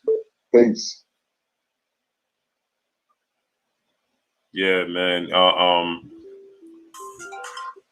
What's your name? Where you calling from? This is Bo One. Bo One, what's shaking? Calling from that town, man. You know, look, this is Pacers out here. Y'all talking about Madison Square Garden. I understand, but I ain't gonna say nothing. I don't want to feel bad when I get off the phone. But salute, my brother. Salute. Kurt, how y'all doing, man? How y'all doing? Salute, bro. Chilling. All right. Well, you know, I looked at the fight over the weekend. I always try to enjoy it because I'm a boxer fan. I love this. Been watching this for a long time. But, you know, man, it was low energy. I was watching both events, you know, the UFC and, the zone card or whatever. And I don't know, just, you know, man, I just didn't too much care for it. People can kind of do boxers like teams. Canelo's good, man. Hey, Canelo a bad dude. Especially when you watch somebody kind of progress, you know, him fighting all the other guys before fighting Mayweather, and then, you know, the Mayweather aftermath. I do feel like he kind of passed it on to Canelo, letting him fight on the undercards. And, you know, you kind of build a gap. I forgot who it was that fought on Roy Jones undercards. I want to say, if I'm mistaken, Shane Mosley might have fought a few times before he moved to welterweight on Roy Jones undercards and stuff. You know, you kind of build some of the up and coming guys with the, you know, the guys that's at the top. So Wilder, man, I feel like it's going to be an event, the 23rd. You know what I'm saying? When I had folks come over when he fought Tyson Fury, man, Brazil, I mean, come on. Just, you know what I'm saying, man, that excitement's there. Canelo, man, Canelo's a good dude. I just, man, you know, you got the franchise, that franchise, man. He got a belt at 168, but it was a regular belt. It's a whole lot I can say to critique him. I think people take that as hate, and it's not that. I was listening to what Kurt was saying. You know, I could see him beating the Charlos and the Andrades, but where he's gonna get that criticism is, you know, man, I feel like those fights can be made, but you know, the perception is that he don't want, that Canelo don't want them. So I think that's where you get that. You know, you get that divide and that debate on who the face of boxing is. Well, I'm actually going to roll with the Bomb Squad, man, just for, you know, reasons of my own, even though I've been watching Canelo fight longer than, you know, Wilder. But Wilder, man, just kind of, man, brings something. I got guys that I work with that are, when I say casuals, I hate saying it, but they Mayweather fans, but that's just what it is. Well, as, you know, we had over the last, 2 or 3 or 4 years, you know, you got the merging of these guys. And Canelo has always kind of been around, but, you know, outside of being, you know, Latino, you do have a lot of Americans that don't necessarily know who Canelo is like that. But they do know who Wilder is. But, you know, man, a whole lot of this to be settled over a period of time. I do feel like Canelo at some point, look, bro, you're going to have to quit jumping around. I give him his props for being able to do that and move around and fight guys. But, you know, maybe sit planet somewhere and face all the stiff competition in the weight class and, you know, prove some of your doubters wrong. And I just kind of feel like he kind of has yet to do that. You know what I'm saying? But as it stands right now, look, hey, man, Deontay Wilder, he's going to put more butts in the seats, I think, the 23rd than what people going to give him credit for. Because he gets all the criticism in the world, but can't get the props. You know what I'm saying? So, yeah, right now I think Wilder's the guy to beat. And I believe if he goes ahead, I don't know if Ortiz is gonna get aggressive. You know what I'm saying? By saying he's gonna, you know, knock him out, but we know somebody's going to sleep the 23rd. I can't wait to see how that fight plays out. But I'm gonna get on off here, man. Let y'all cook on that. Let somebody else get on, and you know, to the mighty LDBC. Appreciate Thanks, Blue. Thanks, Kurt. Y'all Appreciate keep it rolling, brothers. Appreciate you, Bo One. Appreciate you. Salute, brother. And another thing I just thought about when Bo One was talking, I just thought about this, you know, the competition. We're going to get to that in a second. What's your name? Where you calling from? Oh, this John Freeman calling from St. Paul, Minnesota. Salute to Minnesota, man. Salute. How you doing, Blue? Chilling, brother. So I just got like a 2-part thing I'm gonna talk about real quick. First gonna be Deontay, then I'm gonna go on the Canelo situation. When I speak to a lot of my friends in my boxing group, they always talk about pay-per-view sales and things like that. And they haven't realized that everybody is not going to be $1 million pay-per-view sale like a Mayweather or a Canelo is. But I do feel like Wilder is going to be there real soon. He just had 2.2 million views on his first episode of his training camp. So that's going to end up translating somewhere in the future. Maybe not this next fight, maybe with the Tyson Fury rematch, if that ever happens and Fury stops ducking. That's how I feel about that on that situation. With the Canelo Alvarez situation, I'm not really liking what's going on here. I'd give him props for jumping up to 175 and fighting Sergey Kovalev, but he did fight a Sergey Kovalev who was on his way out the door, which is something I don't necessarily agree with, because we all know if he would have fought somebody like an Artur Beterbiev, that would never happen. I agree with you. And I just feel like if we're going to give him props for jumping up at 175, I feel like he should do another match at 175, maybe against the winner or the loser against Jean Pascal at Badu Jack, because then we'll have a true test of what he can do at that weight class. Well, my thing is with both of them. Go ahead, Kurt. I jumped out of place. He'll beat them. You know, I'm not confident in the Badu Jacks and the Pascal. I'm surprised Pascal beat Brown. you know. But the supreme test is better be you pick when you move up the weight, you pick the guy who has the most momentum in that division. And right now, it's better be because of his victory over Bosniak by knockout, and or the Bevel because Bevel can box. You know, Bevel can box.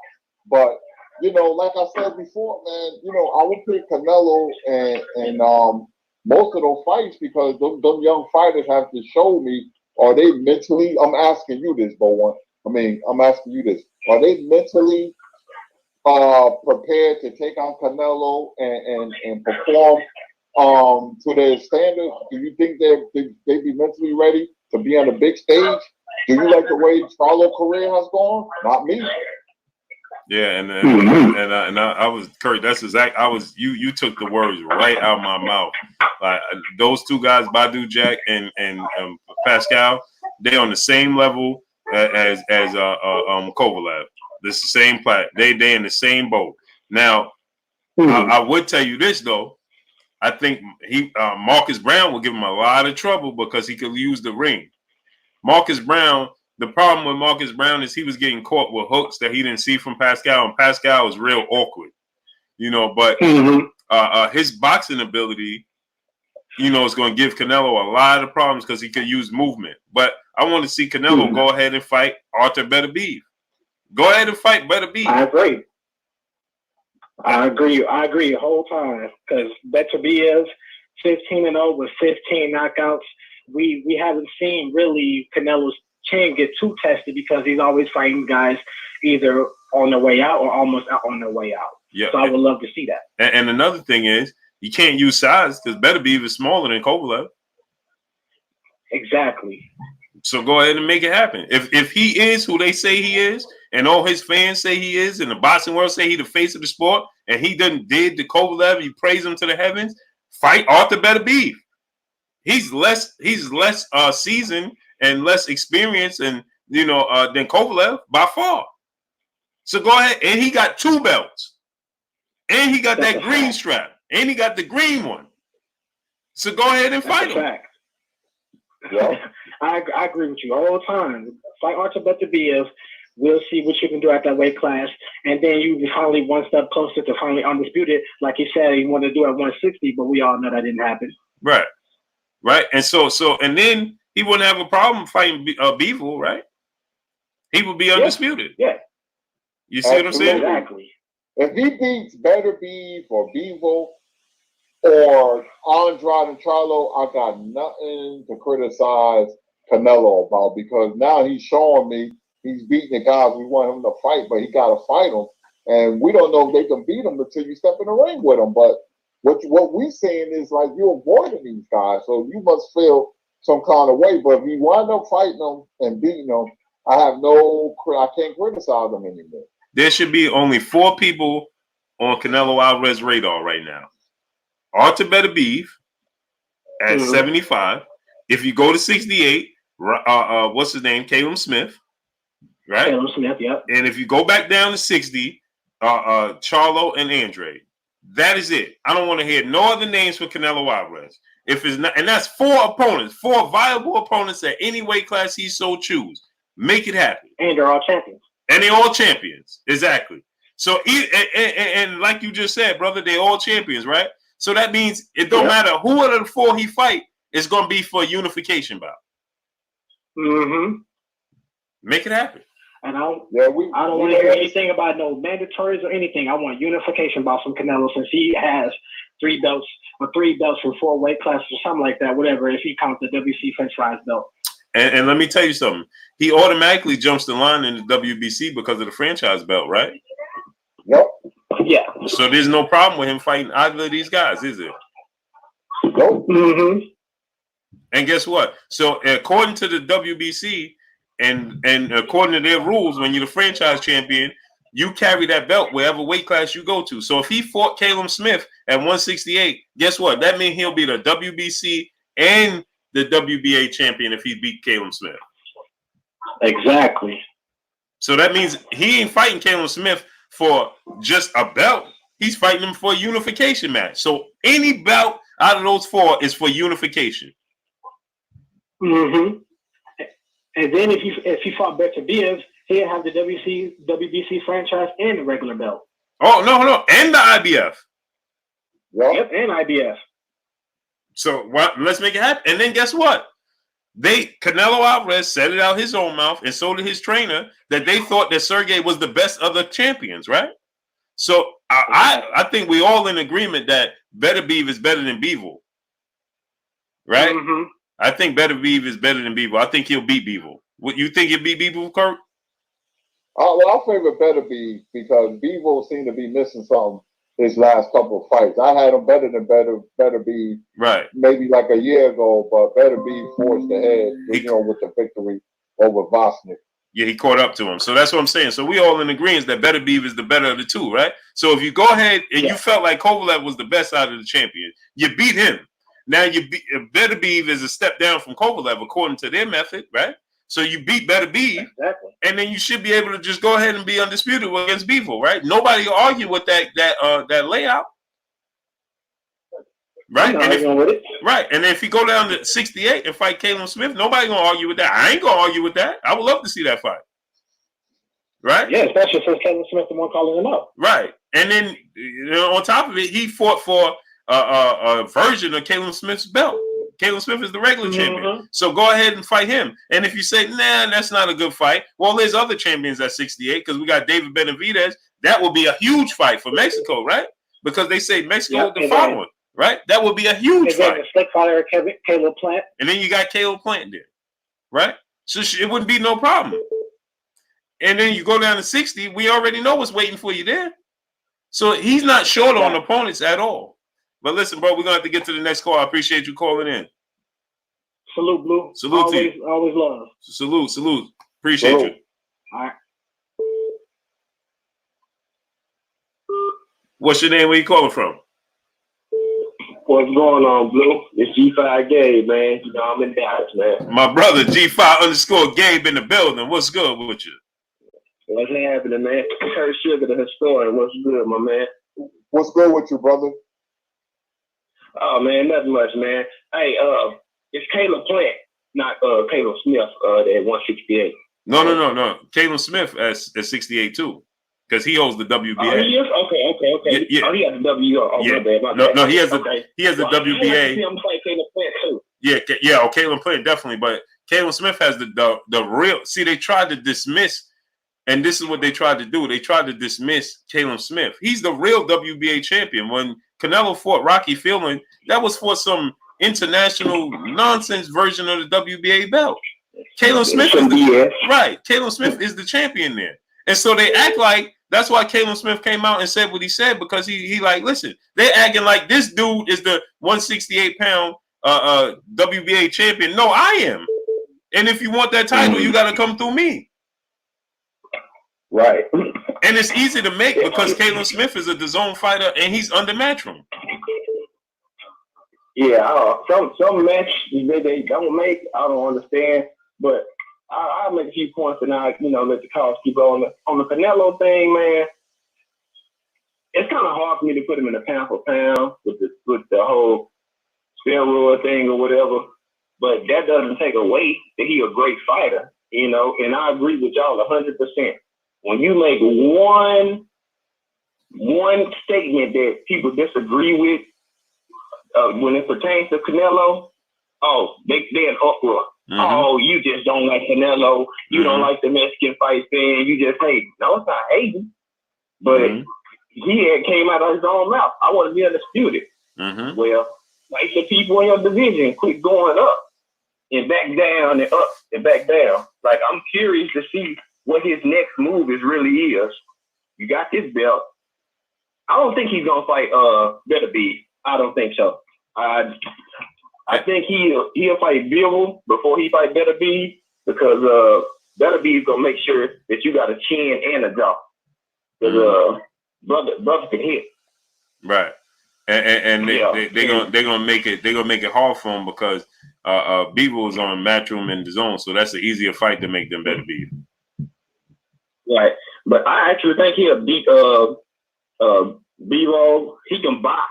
He really can. He can box. But I agree with Kurt. Like his last few fights, man, it's like, oh no, he ain't been all the way there. Yeah, he leaves something to be desired, man. It's like something missing, man. You know what? He's really a 68-pounder campaigning at 75. And for whatever reason, he campaigns at 75. But you ever see Bevo in person, man, that dude he's smaller than Demetrius Andrade, man. You know what I'm saying? It's just every time I look at him, he don't speak English that well, but I always want to act like I don't know why. That's why he continues to say he'll fight anybody from 75 to 68 because he could easily make 68. Right. You know, so I think he just don't have the power. I've heard him say that on videos. Yeah, he's technical, but he just don't have the power, man. Joe Smith was giving him problems. The fight before his last fight, Joe Smith was giving him problems. And Joe Smith, man, he have no destination for his punches. He just let them go. Yeah, no landmark. He just throwing. Wherever they land, they land. But yeah, he been missing something. And then on the whole Deontay Wilder, Bone Squad, the face of boxing, man, you're right. Every video that I see, he can't not walk in some place and not get noticed. Even when he go like to LA and I see him for stars come to him, like he's a smaller star than they are. And they make way more money than him. Like people are stop what they doing to get to Deontay Wilder. Earl, that's my man. I'm in Dallas. I rock with him. I'm glad you said that. I'm glad you said that, bro, because I totally forgot about that. I went to the party. We went to a star-studded party in LA, right? And man, oh man, every star in the building, from Michael Jai White to Omar Gooden to all of these stars was in there.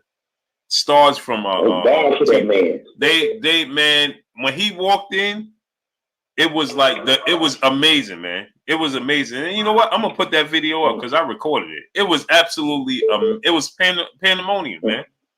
He couldn't. I seen it on your page. Yeah, he went to the balcony. He had to stand on the balcony, man. Every person in there. I'm talking basketball stars. I'm talking Sam Cassell. I'm talking all types, from actors to actresses to basketball players to boxers.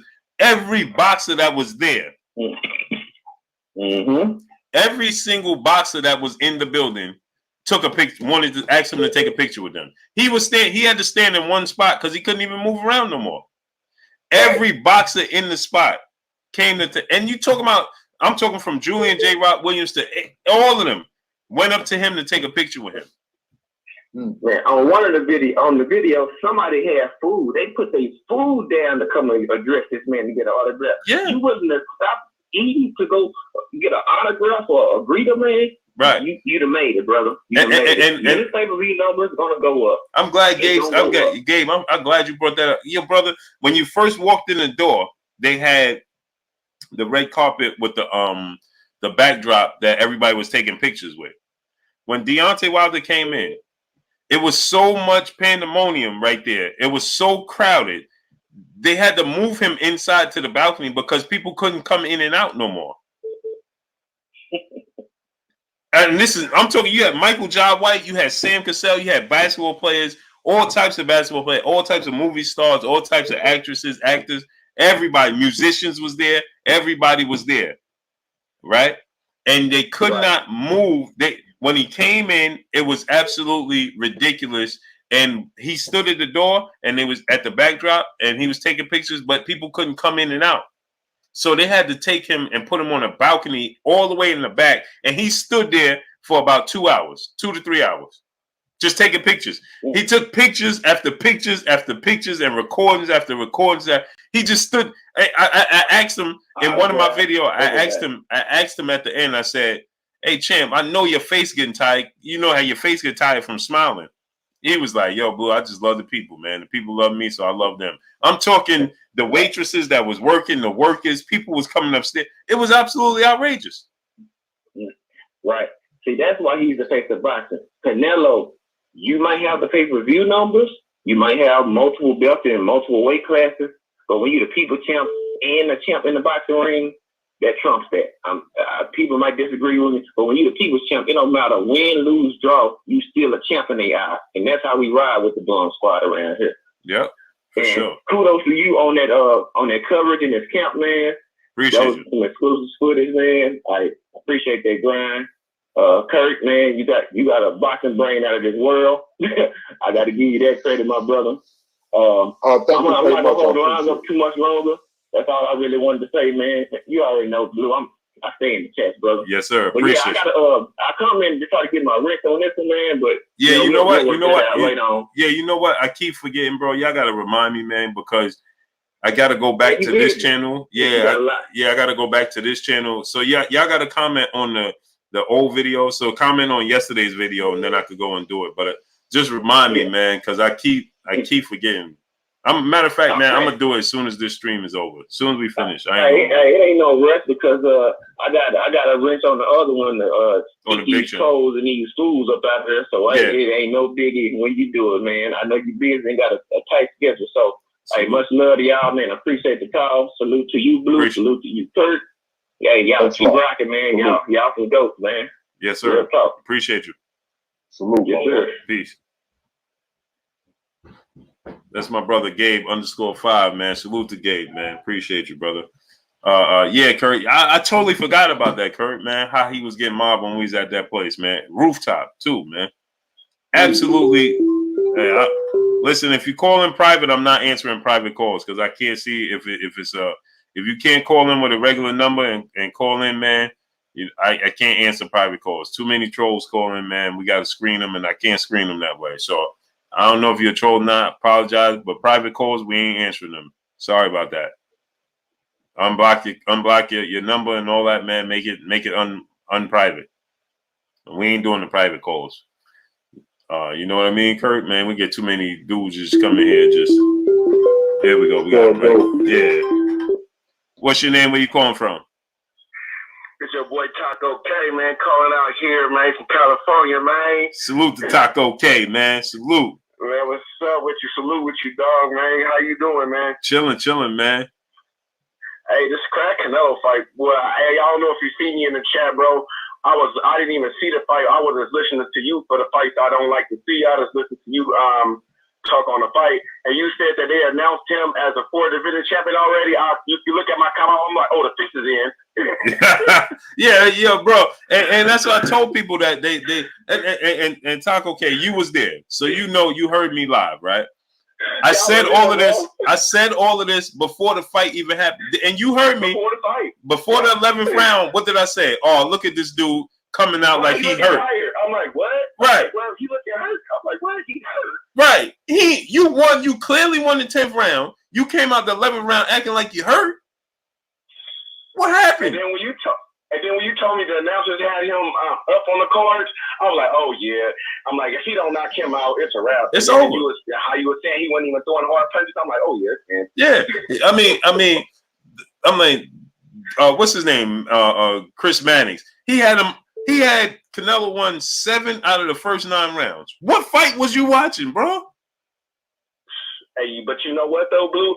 It's good that it happened like that, because if boxing would have had another decision like that, man, I think a lot of the fans is kind of turned off. But since he knocked him out, I don't think it's more of an outrage as it was if it would have went to the cards. Mm-hmm. I think it would have turned a lot of boxing fans off, like really, really, really. And Taco K, did you see the judges' score? I don't know if y'all seen him. I didn't put him up, but not yet. Did y'all see the official Kurt? Did you see him, Kurt? Yeah. Man, yeah, I seen him. Only one. Everybody had Canelo winning the fight, except for one judge had it a draw. Oh, he wasn't gonna lose that fight like that. I said, I don't know what the scorecard was when the fight was stopped. I knew they had Canelo up. You know, he wasn't gonna lose that fight on decision. He wasn't gonna lose that fight regardless. They wanted him to win so bad. Yeah, exactly. But every judge had Canelo. The 2 judges had Canelo winning, the other one had a draw. What fight was they watching? They wasn't even watching no fight, Blue. The thing is, they predetermined who they wanted to fight. I mean, who they wanted to win. Yeah. I mean, so it's all predetermined, and this is what boxing have with a lot of casual fans like myself. I'm not a historian. claim to know all about boxing. I just kind of watch some of you guys and watch a few boxing matches that I see that I want to see. And a lot of times what they have is they had these fixed matches like this, or the last fight when a guy lost a fight and he obviously won, and it's just a big turnoff, you know? And TK, man, you see, so you was there, you my witness. When he came out, they announced that this dude had become a 4-division champion, and they said he's become the only guy other than Henry Armstrong. How you become when you didn't even make your ring walk yet? And for people to say that that was a mistake is utterly ridiculous. Like, to try to defend that is ridiculous. Like that. You don't make a mistake is like the lights cut off or something like that. You know what I Right. mean? But the worst part about it is, see, this is what people didn't understand what I was trying to say. And the worst part about it is, the announcer didn't say this. This was up on the Jumbotron. So they had time. This was part of his ring walk. This is his announcement. This wasn't a reporter like myself talking and make a mistake, or one of the announcers talking and make a mistake. No, this was part of the billboard. How do you make that mistake on the billboard? You don't make that mistake on the billboard. That is crazy. That is crazy. But hey, I'm gonna get off. I just got a few more things I wanted to talk to you about. Do you think? Before I let you go, I didn't get to get your because some of the times in the comments I don't get your question. What do you think about Sean Porter coming out and saying that basically saying that he think Crawford will be Spence? What's your opinion on that? He's always said that. He has a very, very close relationship with Terrence Crawford, so I'm not surprised. And right. You know, but he also too, like me, he says that, you know, he feels like it'll be a very, very close fight, but he think that Crawford is more versatile, so he favored Crawford to win the fight. And I'm not surprised. Him and Crawford have a very, very close relationship. So it's like actually, it's more of a relationship thing. Right. Okay, so I was kind of like baffled. I'm like, wait a minute. And then like everybody was saying that because I know his dad was trying to push the fight, but then he come out and say that he basically don't want the fight. So it was a mix on that. So I was kind of confused on that. I'm like, man, what's going on? Well, you know what Sean Porter's stance is, and this is one thing he don't get credit for. He don't want to fight Errol Spence coming off an injury. He don't want to. I know. He don't want to. Yeah, he don't want to fight. Remember when Keith Thurman came back from the injury, Sean Porter said, "No, I want to get full credit for fighting you. I don't want coming off no injury, coming off no layoff. I want you to be I want you to be Keith Thurman that we all know." And the same goes for Errol Spence. I don't want to rematch Errol Spence coming off no injuries or nothing. Right. I want to get my full credit.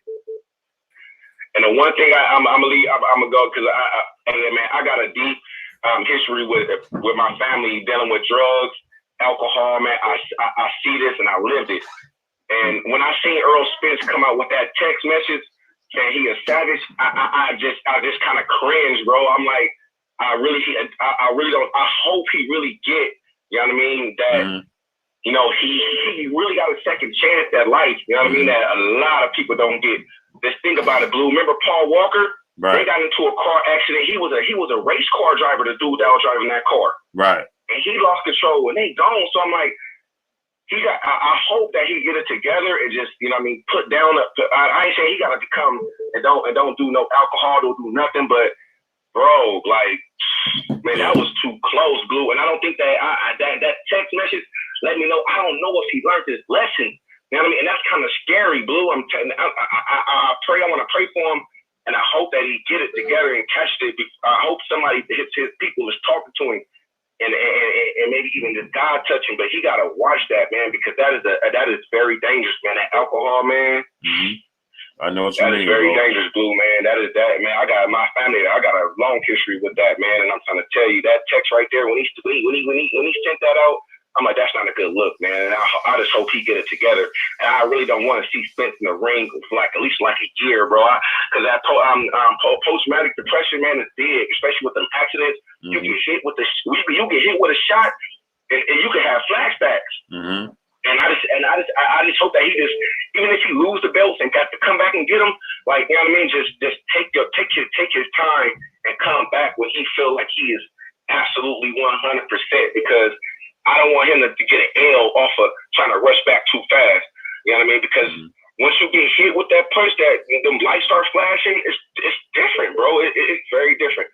But I love what you're doing, bro. As always, you know, I'm gonna see you in the comments. I work a lot, so sometimes if you don't see me, that's why. Okay. I appreciate you. I appreciate you, I brother. appreciate it. I love what you're doing, man. And please, man, it's just everybody just keep praying suspense, man, and just hope that, you know what I mean, everything is good and that he finds his way. I want to see him get back in the ring and dominate like he's been doing. Yes, sir. Yes, sir. All right. Appreciate you, brother. Talk okay. Yeah, Kurt, man. And Kurt, we started on time today.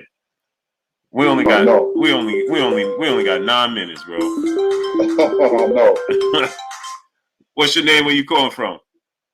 Come on, man. Oh, he in the building. I saw Paul callers, man. Go ahead. Hey, Blue, you playing tonight, bro? Hey, what's shaking? In the building, what's the word? What's shaking? Hey, man, Kurt Sugar, a.k.a. Kareem, a.k.a. the historian. You know what I'm saying? What's the word, Kurt Sugar? Man, what's going on with you, man? How's Philly, bro? Hey, listen, man. Old man down. Point blank. My neck, my back, my neck. Hey, listen.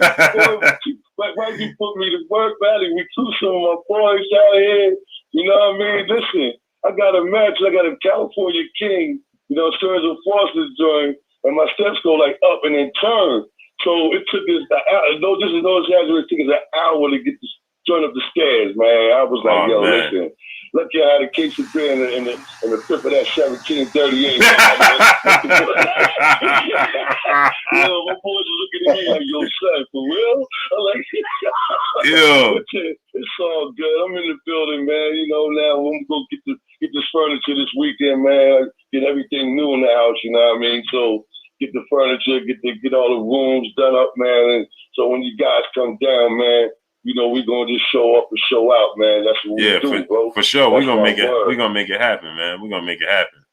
Yeah, listen, now we was talking about Canelo's chin, right? Now we're not gonna downplay this. Canelo's, you know, it is what it is, it's going down. But listen, his chin was definitely tested.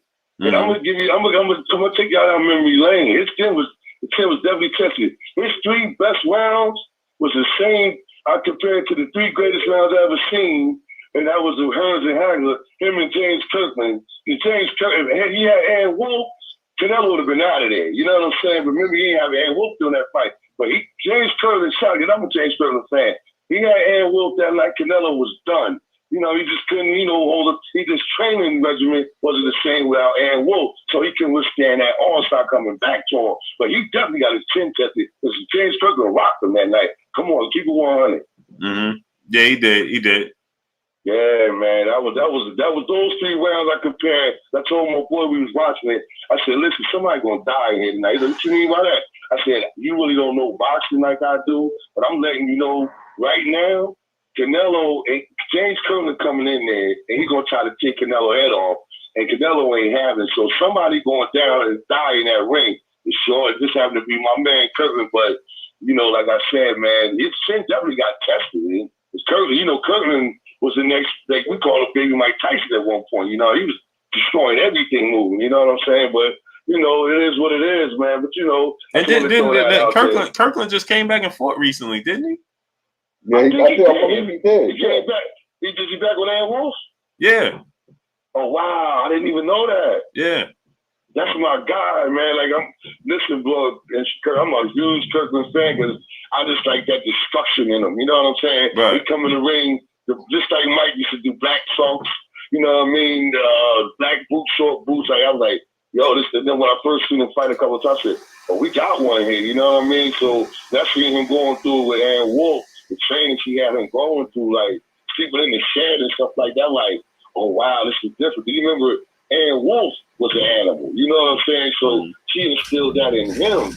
So you know, he took a couple fights off without Aaron Wolf, and you know, went to Vegas or somewhere he was at, and he lost it for a minute. But when he got back with her, he was right back on board. You know what I'm saying? But yeah, shout out to James Kirkland, man. Good dude. Like I'm a huge Kirkland fan, man. You know what I mean? I just wanted to throw that out there on my drive-by, man. You know what I'm saying? What's good with y'all, though? Anything good? Yeah. Oh, we got some, you see see me tearing them trolls up in the chat too, man. Yeah. Shout out to Marathon One, man. If they're holding me down in there. These cats come there, we sniping them like, come on, man. This is no troll zone. They don't know this is a no troll zone. Word. Well, man. Word.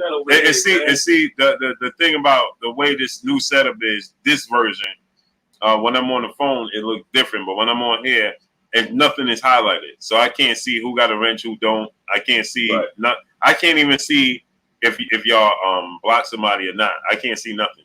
So we getting rid of him. Shout to the guy Magadol One. He won't be down.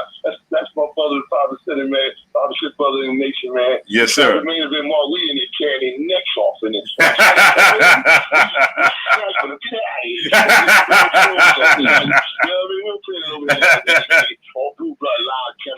Word. Yeah, man. They get real. Man, listen, man. We know how it goes. You already know, man. But this thing gonna hold it up, man. I know it's about to be shut down time. Yes, sir. Do my job. I let y'all know all is well over here in Philly, man. I'm holding it down. And we definitely gonna link up. Style, baby. Definitely. Yes, sir. Yeah, he took full. I got the whole Philly, New York style anyway. He go, yo, that's my man, New York, man. Yes, sir. Smash, you know, wherever I go. Yes, sir. That's my home. I roll solo from state to state. Yes, sir. Yes, sir. Word. I roll solo from state to state. Ah! From state to state, son. Yes, sir. Yo, I love that scene from the game, man. You know, was a clown in that movie, man. I love it. Word. Yeah, I did. That scene was dope. No doubt. Hey, listen, man. Shout out to the LDBC, man. No, man, I gotta go shut this building down. I'm gonna get out of here. Go home to wifey. Got that curry chicken on the. Oh man. Yeah, I'm coming on cook meals again. I'm back up to 247. I'm like, she said, baby, I know you know. I said, yeah, I was down at 225 at one point. Yeah. The 247, man. So she's like, baby, all right, I understand. Slow down. I eat late, man. It's like 10, 11 o'clock. I sleep on it. Yeah, that's what the issue is. Yep. Definitely, man. But listen, shout out to LDBC, man. I love y'all, man. One love. Doing my job by King Alon. I'm out, man. Yes, sir. Yes, sir. Salute. Peace. Peace. One love. Peace, bro. Yeah, I know y'all saying 7 to 8 can't go, man. But I told the wife I'd be off by 8. That I got something to take care of the kids because she went out, man. So, and 7 to 8 said he ain't even coming on, and today's the day I tell the wife I got to take care of the kids, Kurt. Hey, yeah, you know how you ain't know that. You know how it goes, man. Things always come up, man, and you know, hey, you're a family man. You on the front lines, bro. You did a lot for boxers, so I appreciate. But you're a family man too, so yeah. The wife, she done dipped out, so I got to go up there and take care of these little crumb snatchers. You know what I mean? Right. Yeah. So, but go ahead, Kurt, close us out, bro. Yes, sir, man. Hey, it's been another barn burner, man. Great show. You know, I think the chat, man. You know, we can't get to all your calls, unfortunately, man. But you know, call back and we'll get to you in the next show. You know, it just goes real fast, man. Time flies when you're having fun. You know, hey, my name is Curtis Anderson, aka Kurt Sugar. You know, it's been a pleasure talking boxing.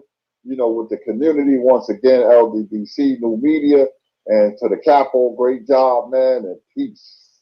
Y'all already know what it is. It's your boy Blue Blood Sports TV. Hey, like, comment, and subscribe. You haven't subscribed? Hit the subscribe button, hit the like button, hit the bell icon to get all the new notifications. Follow us on Instagram, Blue Blood Sports TV, all one word. Y'all already know what it is. Shout out to the entire LDBC. Shout out to New Media. Shout out to Black Media Row. Make sure you like and share these videos. That's all we got for y'all.